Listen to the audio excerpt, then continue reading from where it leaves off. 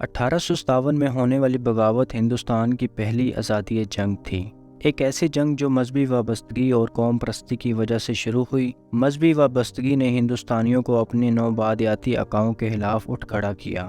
اگرچہ جیسا کہ توقع کی گئی تھی، کچھ برطانوی مورخین نے اس بغاوت کو فوجی بغاوت کے طور پر رنگنے کی کوشش کی ہے، اور کچھ نے اس بغاوت کو فرقہ وارانہ زاویہ بھی دیا ہے۔ اس کے باوجود اگر ہندوستانی سرزمین سے انگریزوں کو اکھاڑ پھینکنے میں کامیاب نہ ہو سکا تو اس بغاوت نے ایسٹ انڈیا کمپنی کی حکمرانی کا خاتمہ کر دیا۔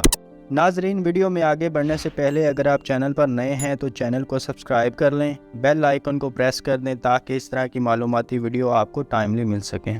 کوئی بھی نصابی کتاب صرف یہ کہہ کر اس سوال کا جواب دے گی کہ یہ انگریزوں کے ذریعے ہندوستانیوں کا مس یوز تھا جس کی وجہ سے بغاوت ہوئی، اس جواب میں کوئی حرج نہیں ہے۔ یہ بالکل درست اور ایک عام آدمی بھی اسے سمجھ سکتا ہے۔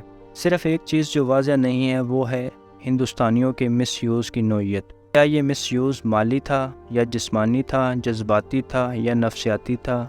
دوسری بات جو یہ جواب واضح کرنے میں ناکام ہے وہ یہ ہے کہ انگریزوں نے پلاسی کی جنگ کے بعد اپنے آپ کو باضابطہ طور پر حکمران بنا لیا تھا، پھر ہندوستانیوں کو ان کے خلاف بغاوت کرنے میں اتنی دیر کیوں لگی؟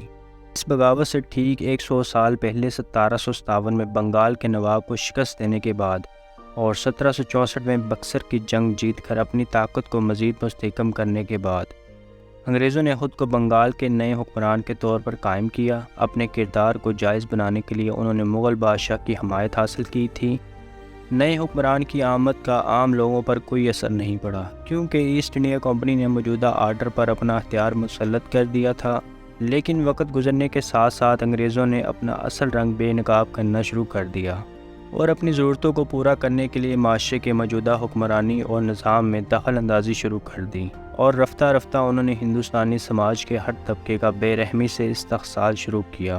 انگریزوں نے تجارتی اجارہ داری مسلط کی اور کاریگر ان کی ایکسپلوٹیشن کا پہلا شکار ہوئے۔ چلتے پھولتے ہندوستانی کاریگروں کو اپنی مصنوعات انگریزوں کو اس قیمت پر بیچنی پڑی جو ان کے خاندان کی کفالت کے لیے ناکافی تھی۔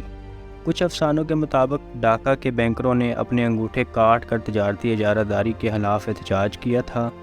ہندوستان کی بدقسمت کسانوں کو بھی کچھ عرصہ بعد انگریزوں کے ہاتھوں وہی انجام ملا۔ ایسٹ انڈیا کمپنی کی طرف سے 3 سخت زمینی نظام، پرماننٹ سیٹلمنٹ، ریوائیول سیٹلمنٹ اور ماحول سیٹلمنٹ۔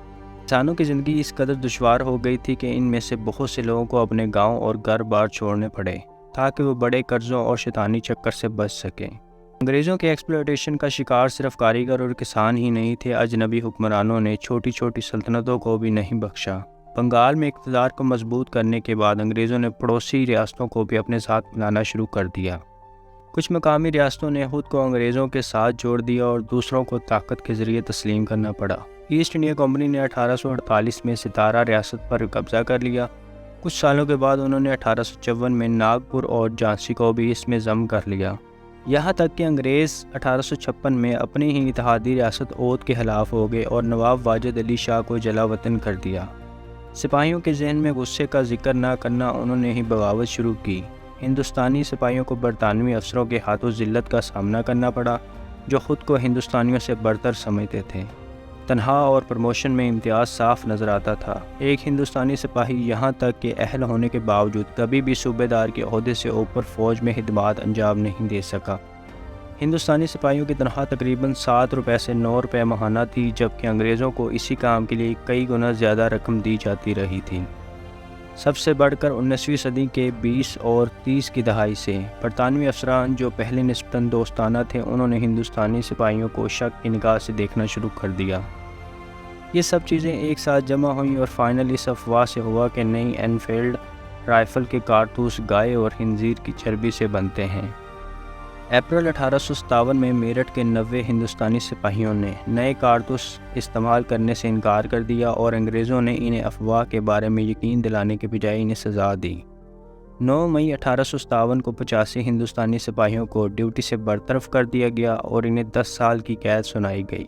اس واقعے نے اس ناگزیر بغاوت کے محرک کے طور پر کام کیا جو کئی دہائیوں سے جاری تھی۔ اگلے ہی دن 10 مئی کو سپاہیوں کی پوری بٹالین نے انگریزوں کے خلاف بغاوت کر دی اور مغلیہ سلطنت کے جھنڈے تلے غیر ملکی راج کے خلاف لڑنے کے لیے دلی کی طرف کوچ کرنا شروع کر دیا۔ اسی طرح ہندوستان کی پہلی جنگ آزادی کے پس منظر میں چیزیں کھل کر سامنے آئی تھیں۔ اس بغاوت کو the end of East India Company rule کے لیے بھی جانا جاتا ہے۔ 1858 میں ایک ایکٹ پاس ہوا جس کے تحت ایسٹ انڈیا کمپنی نے اپنے تمام انتظامی ہتھیارات کھو دیے اور اس کے ہندوستانی مال اور مسلح افواج کو برٹش کوئن وکٹوریہ نے سنبھال لیا۔